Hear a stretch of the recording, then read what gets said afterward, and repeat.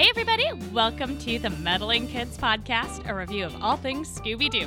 I'm Julie Ken. And I am Jess, your returning guest co-host. Thank you, Jess, for coming back. Stephen is on a Hanukkah break, so you and I are covering things and helping all the meddling kids learn about Jeepers, It's the Creeper. And this one's a fan favorite. I really enjoyed this one. I found myself giggling the whole way, and I watched it with my son. We watched it twice back to back, and we were both giggling the whole way through. It's really entertaining. I watched it with one of my kids too, and that's always the best way. It's so fun laughing with them and also hearing the weird things the kids laugh at that to us we're like, oh, I'm so mature for those shenanigans. Yeah, no, that's true. That's true. So today what we'll do is give a brief description of everything that's going on. I asked Jess to especially focus on the chase scenes because she's really into action given the Murder Road Trip podcast. That's my assumption. It makes sense. It does make sense. First of all, the word Jeepers was used extra a lot. And I looked up the etymology of it because I was wondering if the word Jeepers was like new in the 1960s and maybe if it had been coined by Scooby-Doo. Do you want to take a guess before I tell you? I think it would be really cool if it was, but I'm going to go ahead and guess it's a little bit older than that. Oh, you are so much smarter than me. Yes, apparently it was a euphemism for the word Jesus, and the first known usage was in 1927. Oh, there you go. I hope everyone has an excellent Christmas season celebrating the birth of Jeepers. But back to the show. Okay, so we see a policeman in a sedan kind of car, and everything's calm until he runs up to a fallen tree in the middle of the road. And he tries to move it himself, which doesn't really seem that smart. And then the creeper approaches with scary music.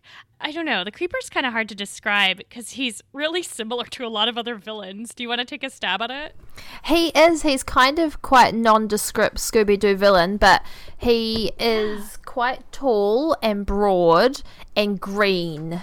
Yeah, I think the greenishness is probably his one, because usually they have purple skin if they're bad. Yeah. So I think the one that we did last time was green as well. This one's really similar. He's got just a trench coat and, I don't know, like a trench hat, whatever the hat version of that is. And they're also kind of like olivey drab color. One eye is bigger than the other. I think he might have a nervous twitch in his eye, which I also get sometimes if I'm extremely anxious. So maybe that's what's going on there. And he's got terrible posture. He does. He's very hunched. Even though he is so tall, he is still hunched in his posture. Yeah, there were times when he looked like Simeon, almost, in the way he was running around. He and Daphne both should get checked out for potential scoliosis. I had to wear a back brace as a kid, and I want to spread the pain around. Okay, but that's another story. All right, so meanwhile, the gang is in the Mystery Machine. They are going to an amazing outing, a school dance and hayride on an old farm. They are really excited. Shaggy's especially excited for his favorite snack, chocolate-corn-on-the-cob. That doesn't sound too, like, I was thinking about it. I was like, well, corn on the cob is sweet, chocolate's sweet. It doesn't sound like it would be horrible. No, I agree. This is one I'm willing to try. Yeah. One of our favorite listeners and a fellow podcaster, Chris Osborne, he is always saying in our Scooby-Doo discussion group that he'll try any of these snacks. And of course, Katie Clark is also up for it as well, as we've known. But this one, I'm totally willing to try that. It sounds pretty good, actually, especially if the corn is salted. Oh, yum. I could see this one happening. I could get into it. I think I could try it. Okay, we'll do a discussion thread about this one, and then maybe some Facebook Live videos. I think are to be called for. I mean, the way Shaggy eats this later is he dips the ears of corn in chocolate syrup, but I'm thinking taking some really nice chocolate and tempering it, and then like brushing it on the corn, so it kind of hardens a little. I think that would be really good. You're a very, very fancy lady. You're very fancy. When I'm eating chocolate corn on the cob, I am very fancy. This is true. Okay. Scooby is putting on a bow tie and brushing his fur, and it's adorable. So the kids come across the incident before where we saw the police officer, and Fred instantly recognizes that there is a bank guard, is what he apparently is, with a severe concussion on the ground in front of this tree trunk, and his car has been ransacked. I had a question. Do all of your bank guards over there look like that? Because how did he... It's a bank guard. I'm going, how do you know that, Fred? How do you know? I am so glad you asked that, because this is my theory that Fred, of course, has been casing the joint and recognized this dude. But going back to Stephen and my assumption that Fred is a serial killer or sneak thief or something like that. Either that, or you're absolutely right. Bank guards are, it's like from father to son tradition. Like how, I guess on the East Coast of the United States for a while, police were often Scotsmen or something like that. I don't have any other theories for you. And as those other ones were coming out of my mouth, I recognized maybe they were offensive. I just thought it was very bizarre that all of a sudden it was a bank guard. I'm going, there's no badge, there's no sign. How do you know, Fred? Well, have you been casing the joint? That was my thought as well, has he been keeping an eye out on the bank as well, and that's how he knows it's the bank guard? It's definitely one of Fred's many, many talents. It's being able to tell someone's occupation by looking at the way their nails are worn down and the pad on their shoes and things like that. Sherlock Holmes-esque. But Daphne also has some interesting skills, because suddenly she's a medic and ascertains that no, this traumatic brain injury, no big deal, let's move this guy. And so they decide to carry him to the bank owner's house, because they found like a couple pieces of paper. One is a blank piece of paper that the guard gives Fred and tells him I forget exactly what the words were, like what the fire will tell or the flame will tell the creeper. It's something like that. Flame will tell the creeper, or yes, something like that. Something like that. And then woof woof. And then I'm not sure if you can hear the barking behind me. Sorry about that. That's okay. And also they they find the bank president's address written on a piece of paper, his home address, which is terrible security, especially for a bank guard. Like, why is he carrying that kind of stuff around? So they decide, yeah, that's pretty close to here, and it sounds like it's in a nice part of town. If it'll give us free food, let's go bring this dude over there instead of to a hospital where he belongs. Anyway, for future reference, everyone, if you find someone with a severe concussion and they're still laid out, not conscious, please bring them to a hospital, not their boss. Anyway, but fortunately, this boss is super nice and says, oh, you kids did the right thing. Come on in. Claims he calls the police and says, oh, well, the sheriff is out and won't be back for several hours.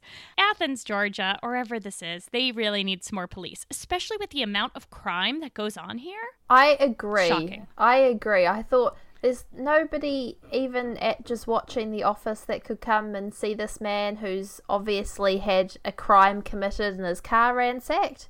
It's not a priority? Yes. Exactly. Even just to take notes or something. Yeah. Well, anyway, they ask the bank president, what could have done this, sir? Explain it to us. And he says, it's the creeper. He's a phantom who can walk right through walls. And recently, apparently, he's been breaking into our banks. And it's quite mysterious because he breaks into the banks, takes a bunch of stuff, and then he leaves, but all the doors and windows are locked. So no one can figure it out, except, of course, that it must be a ghost or phantom.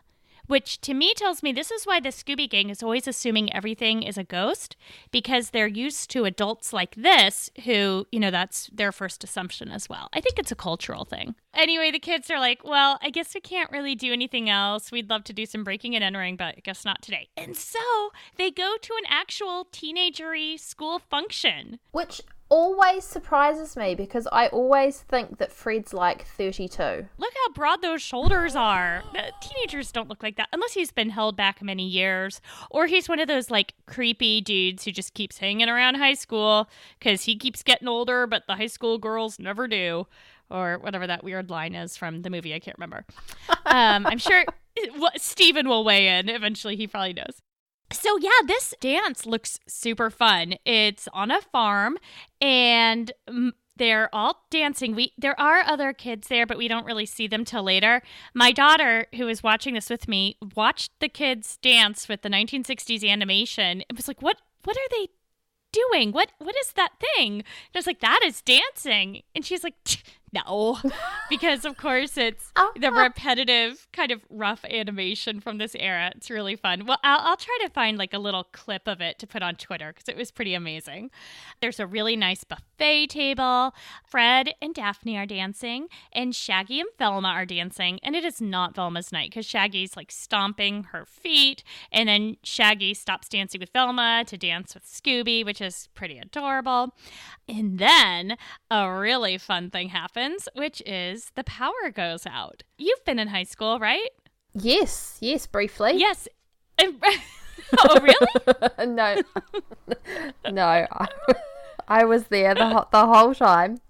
Okay, I was going to say, that sounds like an amazing story. I want more details. So I'm thinking, whoa, all these kids in a barn and then the power goes out? Like, to me, that just sounds like someone deliberately planned a makeout session. So I would have thought that was really exciting. But all these kids are like, what? What are we going to do all by ourselves without grown-ups and no lights on? Ugh, let's go. And so at that point, they all go to the malt shop, except for the Scooby Gang. But I guess I have a dirtier mind than all of these clean 1960s children. It was the 1960s, Julie. They weren't thinking about that at all. I'm not saying they had to like exchange fluids or anything, just smooching and holding hands. Okay. Well, all right. I guess it's a good thing I grew up when I did. So it actually was the creeper who turned out the lights, because this creeper really wants those pieces of paper back. Probably he just wants the one that was blank, not the one with the bank president's address on it. But he's trying to get that paper. So the kids don't realize this yet. They just think it was one of those random power outages. So Scooby and Shaggy try to clean up the buffet table by eating everything all at once, which was very impressive. And then they have a terrible polluting idea, which is, let's take all these plates, put them in this box, and then just leave them by a scarecrow. And then we will pretend they don't exist anymore and we don't have to throw them out. So I know this happened a long time ago, but still, it was like, what? You can't just leave trash outside? No. Did that bother you too? Yes, I had the exact same thing in my notes, because I think they even said that they were paper plates. Yeah. And in my notes, it's just all capitals saying they go in the recycling. Because it really bothered me, and I'm going, that's not where they go. You can't just put them out the back and hope that they disappear. You have to recycle them and do the right thing, Shaggy and Scooby. I feel like they should have known better. Exactly. And if it's the ones without any plastic on them, you could compost them. And you know farms have worm bins and compost. Absolutely. I mean, come on. By the way, have you ever lived on a farm or in an agricultural area? No, I haven't. I'm a suburb girl, and I probably will stay that way. Well, there is a chicken coop here, and chickens love worms and stuff. And part of the way you get that is you put cardboard down on the grass or in just like a rough area and leave it there for a day. And when you lift it up, there are tons and tons of worms clinging to the cardboard. And then you toss that to the chickens, and they love it. Farm wisdom for everybody. Disgusting, but that's what chickens like. I actually have chickens, despite the fact that I live in the suburbs. Yeah, I have 3 chickens. They live in my front yard, but I've never done that for them. I usually just like throw them the pellets and the scraps and stuff. So I'm gonna have to do that. I'm gonna have to find them some worms. Yeah, worms or slugs apparently are also delicious for chickens. They love the snails. Yeah. Oh, chickens. Who knew they were so bloodthirsty? They seem so nice, but then they grow up into that. Okay, so the creeper is actually that scarecrow. It wasn't a scarecrow at all. It was the creeper. Ah! Does this count as a chase scene? Can I turn it over to you, or do you want me to keep describing? Yes. No, I bring it on. Yes! On to you, Jess. Okay, so they take the plates out, they see the creeper, and they start to run away. And there's a little bit of a Scooby and Shaggy run. And then the chase scene music begins. And it's weird. And I can't describe it as anything else but weird. It's called Daydreamin'. And it's classic 60s type music about an ostrich. The large flightless bird. It is very strange and not at all chase scene music. I don't know what they were thinking. Scooby and Shaggy run back down to the barn and they bump into Velma and they knock her over and her glasses fall off. Poor Velma. Like I said, it is not her day. It is really not her day. So her glasses are off. She's on the ground, feeling around, trying to get these glasses back. Nobody with good eyesight is helping her, which I've noticed is quite rude. As somebody who wears glasses, always help them. Then Fred and Daphne look up and they see the creeper coming. And so they run off and without Velma. And leave Velma on the ground for the creeper to attack, while they run and dive into a haystack with Shaggy and Scooby, leaving Velma behind. With no glasses, totally incapacitated, and also, like, previously, a dog and a teenage boy had literally run over her and knocked her down. Poor Velma. Poor Velma. And her feet were probably already injured from dancing with Shaggy. Oh, well, I think that might actually play into the next part, because Velma reaches round, she finally gets her glasses, puts them on, sees the creeper, so of course she's going to run away, but she runs away on her knees. Right. Into the haystack, so maybe because I actually thought, oh, maybe she's so terrified she can't stand up, but maybe it's because her feet were so injured from dancing that she can't get up. Poor Velma. Poor Velma. That's really sad. I feel really sorry for Velma in this episode. So Velma's on her knees and she runs on her knees and dives into the haystack. So now they're all in this big haystack together. And very Flintstone-esque, their feet come out the bottom, the haystack goes up, and they start to run. They're running away, the creeper's running behind and following them, and Scooby does the whole put his head out the haystack, check where the creeper is, make a big face, head back in the haystack. And they run into an old house, and the lights go on as they run around the house so that from the outside we can see exactly their path, and they jump out the window, run back to the barn, bump into the wall because they can't see where they're going. It was bizarre because they're still covered in hay this whole time. The whole time they are a Flintstone-esque feet out of the bottom of a haystack running around. Can't see a thing. I don't recommend that. I don't think it was very smart, especially when the creeper ended up bumping into the wall as well and going into the same haystack. So now they're all in the haystack together. And the whole time, this song about daydreaming is playing. Again, let's remind everyone that. And it's like a slower tempo than all this running. It's very bizarre. It does not match what you see on the screen at all. It's kind of like they put the wrong song in and thought, it'll be fine. It'll do. It'll do. Well, okay, so I didn't get what was happening with the paper airplane. Okay, so all of them went up. I think it's like a grain silo, because you don't you don't really see what it is, but I've driven past a farm. I think it might be a grain silo. I think you're right. Yeah. So they go up there, and the creeper follows them. So it's only Fred and Velma and Daphne up the top of the silo. Scooby and Shaggy are still on the ground. And Fred makes a paper plane because the creeper is following them up there and saying, paper, paper, creeper, creeper. So obviously he wants the paper. I'm guessing that's the blank bit of paper from earlier. Oh, okay. I'm guessing that's the blank bit of paper from earlier. So Fred makes it into a paper plane, throws it to Shaggy and Scooby.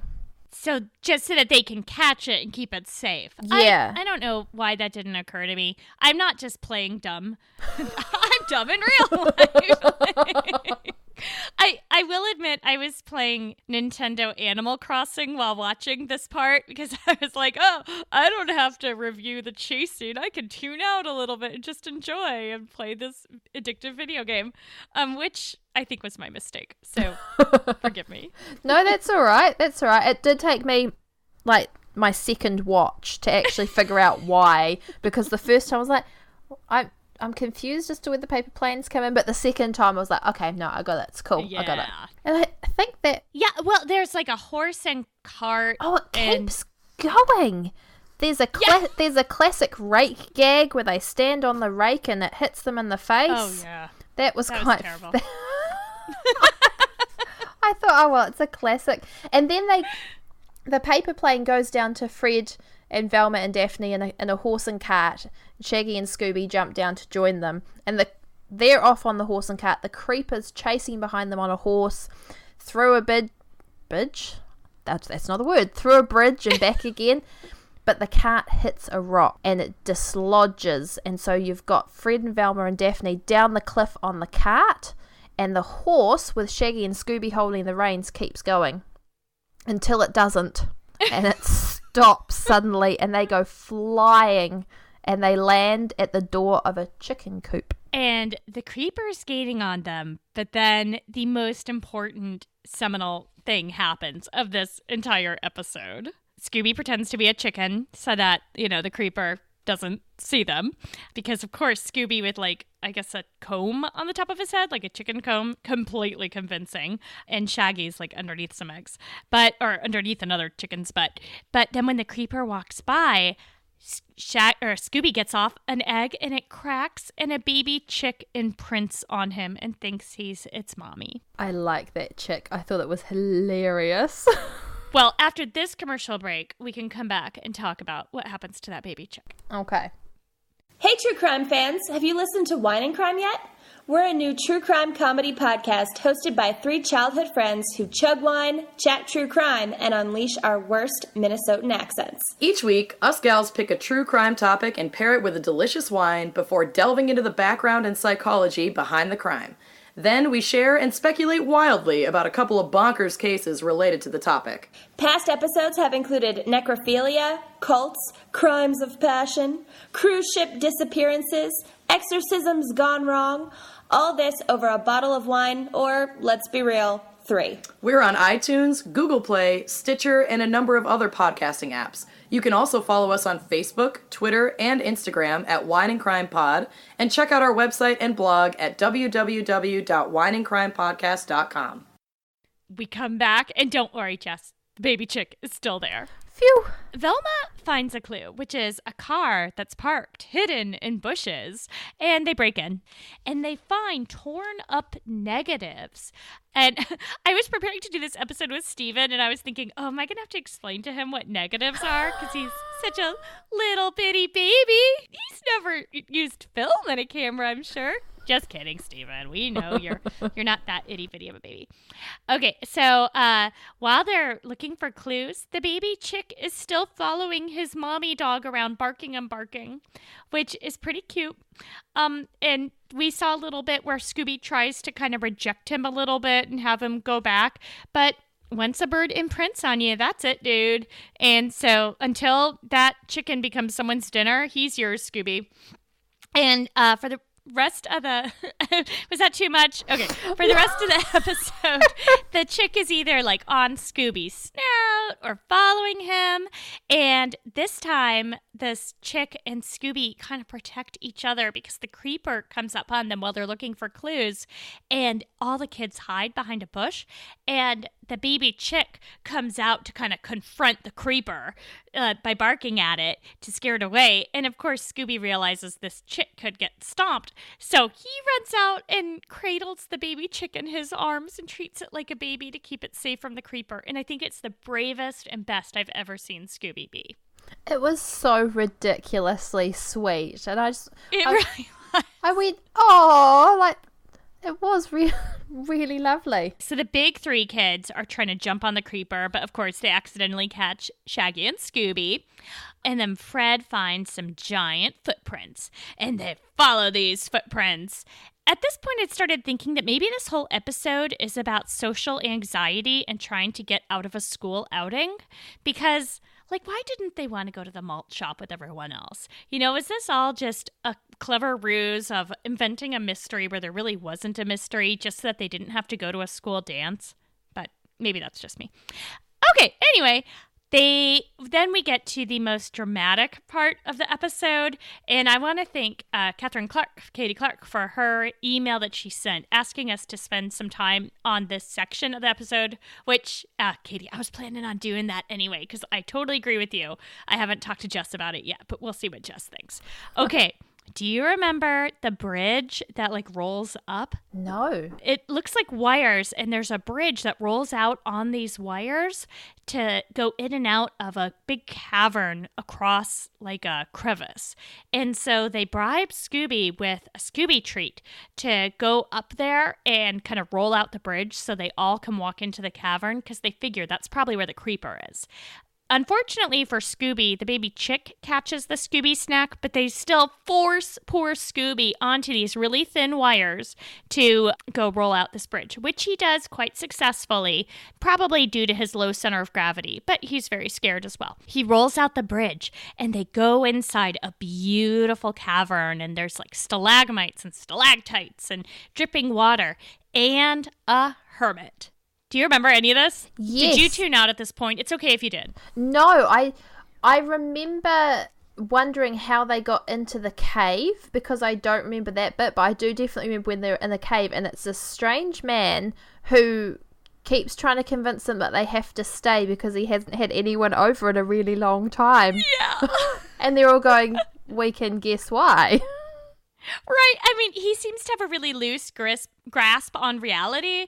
Like, he says, you're just in time to join me for dinner. And he talks kind of like an old prospector dude. I think his name was the Hermit of the Hills. Although I don't think hermits actually call themselves hermits. I don't know. They probably just think they're people who are misunderstood. He feeds Shaggy some squirrel stew with pickled bat wings and crabgrass roots, which Shaggy rejects disdainfully, which I'm thinking, oh, Shaggy, like, you're so above that compared to some of the other things he's eaten in this series. There's frankly found something he said no to. Right, exactly. Frankly, I just think the kids are really rude. They run away from this dude, even though he's frankly begging them for human interaction before he goes back to talking to Spaulding. They don't come back. We'll return to him at the end of this episode, but they think that he's probably the creeper. At this point, my 7-year-old daughter turns to me and says, is he the creeper? And I said, well, what do you think? And she said, I think he's lonely. Oh. Yeah. Bless So her. hats off to you, little one. So Velma says, let's go get the sheriff, because this meeting a strange, lonely man warrants getting the sheriff, whereas nothing else so far has. But when they go to the mystery machine, the creeper is in the mystery machine. And my notes here have a gap, because all of a sudden I have back to the barn. Velma saying, you wouldn't hit a girl with glasses, would you? And then the creeper grabs the glasses off her face, and she kicks him in the shins and grabs his glasses. I thought that was hilarious. Absolutely hilarious. Me too. You wouldn't hit at someone with glasses on, would you? Like, that's grasping at straws for why someone's not going to hit you. Right, totally. Especially when they're already a creeper who nearly killed the bank dude. My daughter loved this. Like, I had to pause the episode because she was laughing so hard. Granted, she did think Velma had hit him in the crotch, or kicked him in the crotch, which I believe it was just the shins. But, you know, my daughter gets it from me, I guess. I don't know. And then there's I have written here, lots of chasing and riding animals and jumping from haylofts. That's more or less the gist of it. The creeper gives chase out of the barn, then back in, then back out, then back in, and Shaggy's got like a barrel on him, and there's different animals, and it's all very back and forth, and what are they doing, and they're not really getting anywhere. And then Fred dives to the ground and the creeper tries to dive at him but overshoots him. So I think that's sort of how they get away from him for that little moment anyway. And then they all eventually end up in a hay baler. I think that's what it's called, the machine that takes all the hay and like stuffs it and ties it up into a baler. Yeah. Bale, I mean. Everyone except Scooby and the chick, and that includes the creeper. So that must be how the creeper landed in the hay bale. Yeah, I agree. I think they go up a ladder and then they jump into the haystack because that's sort of the safe, soft place to land, not realizing that they're going to go into a hay baler, and then Scooby presses start. Oh, okay. I was just going to say, why is a hay baler on in the middle of the night for the school dance? But okay, that makes sense. Yes, of course. Scooby presses on. But Scooby is able to use his opposable thumbs to pull the mask off the creeper, and it is not the hermit. It's Mr. Carswell, the bank president. It turns out, do you want me to give the denouement here? You do it. The guard is actually still tied up in Mr. Carswell's basement. He was given back to the dude who attacked him. What had been really happening is Mr. Carswell had been robbing his own banks and then, locking the doors and everything on his way out because he has a key, and putting on the costume of the creeper to kind of, set suspicion aside. But the guard had installed a camera, one of those modern cameras, and came to show photographs to the bank manager, or maybe to the sheriff, who knows. And for some reason, on this blank piece of paper that has all this stuff written, only flames show the image. So because it was a negative, and the way this kind of photographic paper worked was using flame, which I've processed film by myself before, never using fire, but maybe that's how it was done in the 60s. I don't see why they'd want to use fire on paper. Like, that just seems like a recipe for a very bad photo developing time. I would say that's not a great process, but, maybe it's like artisanal? I don't know. I don't know. I'm definitely using that word incorrectly. And then the bank robber says something about meddling kids. He doesn't say, I would have gotten away with it if it weren't for you meddling kids. But I think he said, and it was all messed up because of you meddling kids. Oh, I should have taken it down word for word. Do you remember? I don't. I do remember that it was different though, and it was something about meddling kids, but it wasn't the traditional, I would have gotten away with it. But we're getting closer. I think Yes. This is the first time we've had reference to meddling kids, and Steven missed it. Oh, no. All for Hanukkah break, Steven. Oh, excuse me. All for Hanukkah break. Oh, well. Gotta have priorities. Okay, so meanwhile, Scooby returns the chick with a really big kiss goodbye that was super sweet. So but cute. while he's returning the chick, a half a dozen other chicks hatch and all imprint on him too. And he's left sitting in the chicken coop covered in baby chicks. Yes, it's adorable. But Jess, whatever happened to the hermit? I don't know. That's terrible of me. I should be thinking about the hermit. That is the most disturbing thing, is that he's still all by himself waiting for those kids to come back, just stirring and stirring his cauldron. Maybe we could reinvent this episode so that Scooby goes and visits him with all the baby chicks and they keep him company until he eats them. I mean, maybe. I don't think the baby chicks should get eaten though. It's a kid's show. Oh, right, of course. That's not where the food comes from. That's a totally different thing. That comes from the grocery store. It's a different chicken, that's right. My kids are being raised as vegetarians because my partner Olaf has been a vegetarian for over 2 decades. So they'll say to their friends while they're eating food, "Oh, is that dead cow?" and things like that. It's a little off-putting, but, we're pretty honest with them about it because it's all part of the vegetarian brainwashing. What about you all? Do you eat meat? I mean, you raise chickens. Does your son know when he's eating chicken that it's the same thing? I don't know if the connection has been made yet, because I feel really hypocritical eating chickens when I have chickens, but I still do because it's delicious. And I don't think he's made that connection yet. And like, we'll go out because we live in the suburbs, but we're pretty close to farmland. Like, it's only like 15-minute drive. So we'll drive out to farms to see sheep and lambs. And I don't think there's a connection there yet that's the same thing that's for dinner. Oh my gosh, you have to report back to us, and maybe don't have him listen to this episode. Yeah, maybe I'll stop it before now.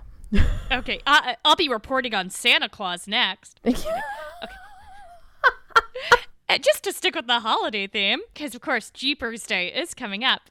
Well, Jess and listeners, thank you so much for joining the Meddling Kids podcast today. And Jess, I'm so grateful for you and your excellent chase scene recaps and all your other feedback, of course.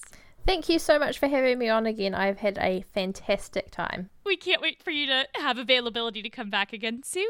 And of course, everyone can get in touch with us at meddlingkidspod@gmail.com. You can tweet at us at meddlingkidspod or join us on Facebook. And thanks to Dave Sestay for the use of the song Night Surfing for our theme music. And be sure to check out our other shows. Jess is in Murder Road Trip. I am in the Station Wagon Podcast. And Steven is in Is This Adulting? And of course, we'll be back next time with Scooby's Night with a Frozen Delight, which I accidentally said was the episode we were going to watch today, but I was totally wrong. Also, quick note, thank you so much for those who've reviewed us and subscribed on iTunes or wherever you get podcasts. This is super helpful. Our most recent 5-star reviewer, Alaska Sniper 117, thank you so much. We really appreciate the reviews. It helps other people find us. And of course, Steven isn't here, so he doesn't know what you did, but you would have gotten away with it if it weren't for us meddling kids.